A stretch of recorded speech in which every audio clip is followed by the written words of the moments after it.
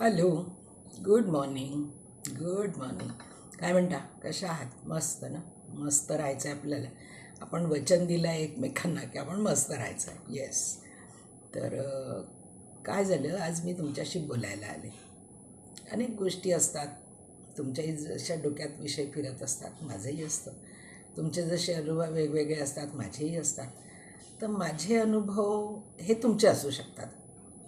त्याच्यामुळे कॉमन प्लॅटफॉर्मवरती आपण या विषयावर बोललं तर तुम्हालाही वाटेल की हा काही माझा एकटीचा प्रश्न नाही आहे, हा सगळ्यांचाच आहे. काय होतं की आधी जसं आता ज्या बायका घराबाहेर पडायच्या, म्हणजे आता आमच्यासारखे लोक जे नोकरीसाठी बाहेर पडायचे, ते निदान 5 तास 6 तास घराबाहेर असायचे. तर वेगवेगळ्या लोकांशी आपण भेटतो, बोलतो आणि कामाच्या निमित्ताने आपलं डोकं एंगेज राहतं, मन एंगेज राहतं, काहीतरी करत असतो आणि लोक भेटतात, लोकांशी बोलतो. त्याच्यामुळे आपण जे म्हणतो ना की आपण मोकळे होत जातो, जसं डोक्यात काही राहत नाही आणि शांत असतो आपण. काहीतरी टार्गेट असतं, काहीतरी ध्येय असतं, काहीतरी उद्देश असतो. पण ज्या लोकांना काही उद्देश नसतो, काही टार्गेट नसतं किंवा काही घरच्या कारणांमुळे ते ते नाही करू शकत, म्हणजे कितीही क्वालिफाईड असल्या मुली पण घरची जबाबदारी आहे म्हणून, मुलांची जबाबदारी आहे म्हणून, सासू सासऱ्यांची जबाबदारी आहे म्हणून, किंवा वातावरण नाही म्हणून, असं असून त्या काही करू नाही शकत. वेल क्वालिफाईड असतात, मोठ्या घरच्या बायका, पण त्यांचे जेवढ्या मोठ्या घरच्या बायकांना त्यांचे प्रश्नही तेवढेच मोठे. कारण त्या असं कुठेही रस्त्यावर उभं राहून कोणाशी बोलू शकत नाही. त्यांनी असं एक आवरण असतं त्यांच्या बाजूला, एक की नाही, इसे किसी चीज की कमी नाही. घरी सगळं आहे, नवरा मोठ्या पोस्टवर आहे, पैसा गडगंज आहे, सगळं आहे. तिच्याकडे फिजिकली पाहिलं तरी तुम्हाला लक्षात येतं की तिचे कपडे किंवा तिचं राहणीमान, तिचा रंग, तिचं एकंदर स्टँडर्ड ऑफ लिव्हिंग हे पाहिलं तर आपल्याला लक्षात येतं की ही एकदम वेल टू डू घरची बाई आहे, खानदानी आहे, रईस आहे, सगळं आहे. पण जेव्हा आपण एखाद्याच्या जवळ जातो ना, तेव्हा त्याचं दुःख आपल्याला अधिक फोकसफुली दिसतं. आपण पाहत नाही, पाहायला नाही जात आपण, पण ते होतं की त्यालाही जेव्हा आपल्याबद्दल जवळीक वाटायला लागते तेव्हा त्याला वाटतं की मी हिच्याशी बोललं पाहिजे. असंच काउन्सिलिंग करताना माझं बऱ्याचशा वेगवेगळ्या प्रदेशातल्या महिलांशी बोलणं असतं. तर परवा काय झालं की एका लखनौच्या बाईशी मी बोलत होते. बाईच 30 एक वर्षाची बाई. तिचं छोटं बाळ आहे तिला, आणि नवरा एका सॉफ्टवेअर कंपनीत, मोठ्या कंपनीमध्ये दिल्लीला नोकरी करतो, पण सासर जे आहे ते लखनौचं आहे. तर त्याच्यामध्ये ती बोलता बोलता माझ्याशी फार म्हणजे मोकळेपणाने बोलत होती. तो ती म्हणाली, क्या करे, घर में मैं दिन भर अकेली रहती हूँ, बच्चा छोटा है, और दूसरी बात ये कि सास ससुर हमारे लखनऊ में है और मेरे हस्बैंड यहाँ जॉब करते हैं, इसलिए हम दिल्ली में हैं. अच्छा. मग नंतर दुसऱ्या बोलण्यात तिच्यातनं अजून ती मोकळी झाली. अजून ती स्वतःचे प्रश्न ठेवायला लागली की इनको तो क्या मेरी कोई पड़ी नहीं रहती, दिन भर बिज़ी रहते, मैं तो घर में अकेली रहती, और जब भी आते हैं तो लड़ने के मूड में आते. ऐसे क्यों लड़ने के मूड में आते? नहीं, उनके बहुत हेल्थ प्रॉब्लम्स है, उनको डॉक्टर ने परहेज बताया है, पर वो मानने को तैयार नहीं, और मैं ये होने नहीं दूंगी कि उनकी जो आदतें हैं, पार्टियाँ करना, ये करना, वो उनके सेहत के लिए सही नहीं. अच्छा. तर ती काही वाईट बोलत होती अशातला भाग नाही, पण ती म्हणे, अभी पहले हम लोग जब लखनऊ में रहते थे तो मम्मी पापा सब साथ में थे, सास ससुर सब, तो इतना थोड़ा कंट्रोल था. अभी यहाँ आने के बाद वो मेरे को कहाँ सुनते हैं, और बस मेरे हेल्थ प्रॉब्लम्स ज़्यादा शुरू हो गए उनसे. तो मैं रात भर सो नहीं पाती, मेरे बाल झड़ रहे, मेरा ये हो रहा, मेरा डायजेशन का प्रॉब्लेम हो गया, वगैरे वगैरे वगैरे वगैरे ते सांगत राहील. बापरे, इतक्या लहान वयात तुला इतके प्रॉब्लेम्स आले म्हटलं. तर तिने सांगितलं की हो, कारण काय की मला इथे एकटेपणा खूप जाणवतो आहे. एकटेपणा जाणवतो आहे, आणि बाहेर निघालं तरी नवऱ्याबरोबरच कुठेतरी बाहेर जायचं, आणि लिमिटेड लोकांशीच ज्यांची फ्रेंडशिप आहे त्यांच्यामध्ये मिक्स व्हायचं, त्यांच्यामध्ये अगदी इस्त्री केलेल्या चेहऱ्याने वावरायचं, आणि एकही शब्द इकडचा तिकडे होणार नाही याची काळजी घ्यायची, कारण त्याच्या इज्जतीचा प्रश्न आहे. तो मुझे वो कंफर्टेबल नहीं लगता, तो मैं कभी कभी जाने से मना कर देती, तो उस पर से भी लड़ाई होती. म्हणजे भांडण करायला कारणच पुरे, कोणतंही कारण असेल तरी. आणि मग ती म्हणाली की मैं जब घर जाऊंगी तो मैं आपसे मेरी सासू माँ की भी बात करा दूंगी, क्योंकि मेरी सासू माँ मेरे बहुत नज़दीक है, वो मुझे बहुत अच्छे से समजती है. मला हे ऐकून खूप छान वाटलं की कोणातरी मुलीला असं वाटतंय की माझी सासू माझ्या जवळ आहे, माझी सासू मला समजून घेऊ शकते किंवा सासूचा आधार वाटतो तिला. तर ही माझ्या दृष्टीने फार महत्त्वाची गोष्ट होती की अजूनही ते बॉन्डिंग आहे सासू सुनांमध्ये. तर त्याच्यानंतर मी ना एक जाहिरात पाहिली. म्हणजे हे माझं बोलणं सुरू असताना, तोच विचार माझ्या मनात सुरू असताना, एक मी सोशल मीडियावरती स्क्रोल करताना एक ॲड पाहिली की एक ॲप आहे, त्या ॲप तुम्ही जर डाउनलोड केलं तर तिथे अशी सोय आहे की एक सखी म्हणून येते, ती तुमच्याशी बोलते. आता ते कोणत्या माध्यमातून असेल, कारण सोशल मीडियावरती काहीही असू शकतं, काहीही. ते आजकाल मुझे फ्रेंड बना लो वगैरे जाहिराती नाहीत का, मुझे फ्रेंड बना लो, मेरी उमर ये है, मुझे फ्रेंड बना लो. अरे रस्त्यावर उभं आहे का कोणी कोणाला फ्रेंड बना लो वाले? पण असंही असू शकतं. पण ती जाहिरात पाहिली आणि मी की हे ॲप डाउनलोड करा. हे ॲप डाउनलोड केल्यानंतर तुम्हाला तुमच्या मनातलं जे काय बोलायचं असेल ते तुम्ही त्यांच्याशी बोलू शकता. आता प्रश्न हा आहे की ते ॲप जर चुकून कोणी डाउनलोड केलं तर तो पुरुष आहे, बाई आहे, आपल्याला माहीत नाही. बाई असेल तर ती कोणत्या पद्धतीने त्या माणसांना किंवा जे डाउनलोड करतील त्यांच्याशी वागेल हेही माहीत नाही. म्हणजे फ्रॉड असू शकतात, पैसे लुटायचे मार्ग असू शकतात, काही असू शकतात. पण मी त्याच्यातनं एवढंच घेतलं की असे ॲप यायला लागले की तुम्ही मनातलं बोलू शकता.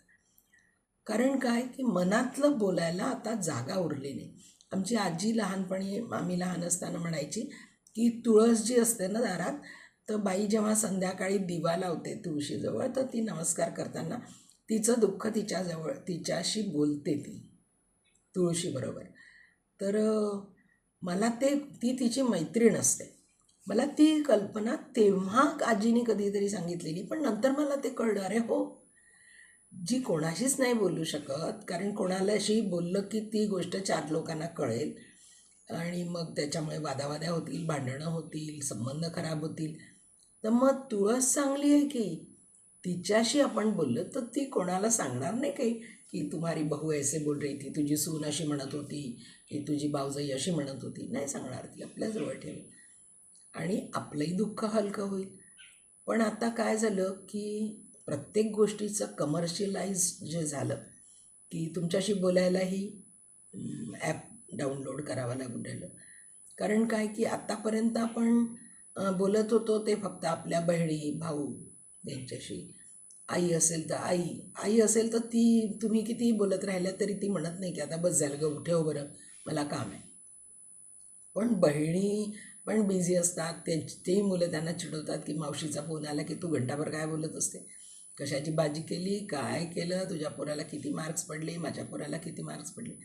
मग नंतर सांगण्यापेक्षा लपवण्यातच जास्त वेळ जातो की हे नको सांगू बरं का मावशीला, ते नको करू बरं का, असं अमकं.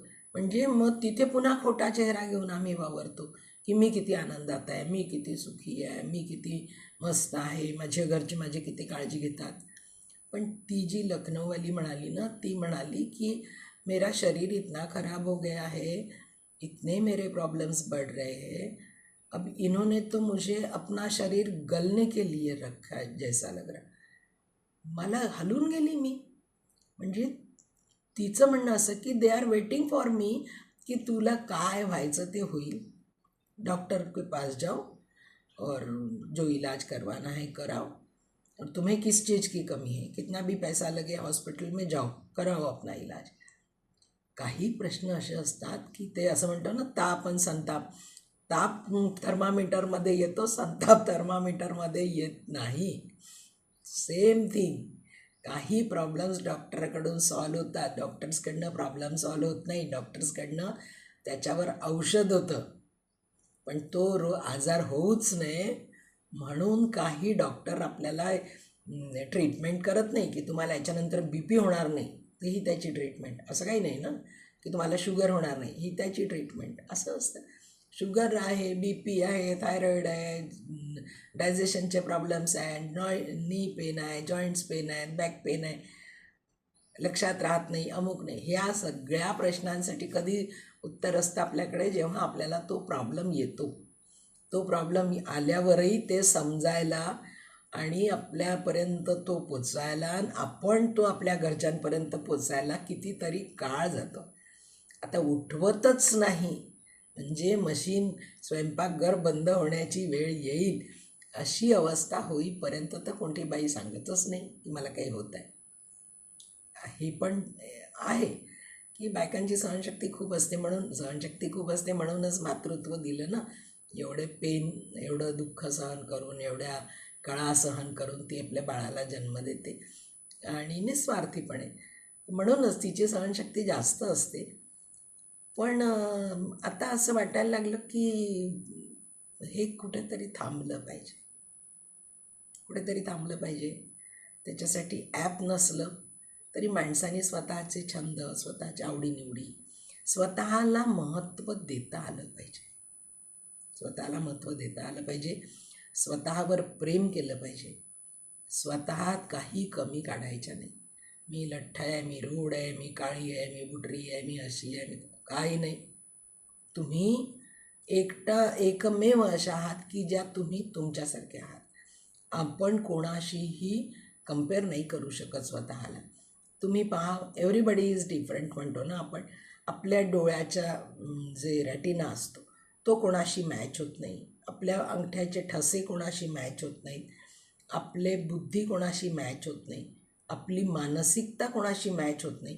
तर हे सगळं आपलं कोणाशी मॅचच होत नाही, तर मग त्यांची काळजी करण्याचं कारणच नाही ना आपल्याला. आपलं राहायचं, आपल्यात आपण राहायचं आणि एवढा मात्र प्रॅक्टिकली विचार करायचा की मी चांगली आहे तर दुनिया चांगली आहे. मला जर कुटुंबाची काळजी घ्यायची आहे तर पहिले मला तर चांगलं राहावं लागेल. माझंच डोकं खराब असेल, मी त्याच्याशी चिडचिड करत असेल, भांडत असेल, वाद घालत असेल, तर माझीच मानसिक स्थिती ठीक नसेल तर मी इतरांकडनं का अपेक्षा करू की त्यांनी माझ्याशी चांगलं वागलं पाहिजे? नाही ना. अहो, तुम्ही शेजारच्यांकडनं कधी अपेक्षा करू शकता का की ते तुमच्याशी चांगले वागतील? पहिल्यांदा तुमच्या रक्ताची नाती तर तुमच्याशी चांगली वागली पाहिजे, जे तुमच्यावर डिपेंडंट आहेत. किंवा ज्यांनी तुम्हाला जन्म दिला त्यांचे तुमचे विचार कधी जुळले का? नाही ना. तुमच्या आईबाबांचे तुमचे विचार एकसारखे होते का? नव्हतेच, असूच शकत नाही. मग आपले ना आपल्या मुलांचे नाते किंवा विचार एकसारखे असतील कशावरून? तर ते समजून घेऊन जेव्हा आपण मार्ग काढतो ना, तेव्हा आपण आपले सुखात असतो. मी जे तुम्हाला म्हणत असते ना, मजेत आहात ना, हे करून पाहाल ना, तेव्हा तुम्ही खरंच मजेत आहे. मजेत म्हणजे मजेतच, आनंदात म्हणजे आनंदातच. पण तेव्हा मग काय करायचं माहिती आहे ना, सकाळी उठलं की पहिल्यांदा स्वतःशी बोलायचं.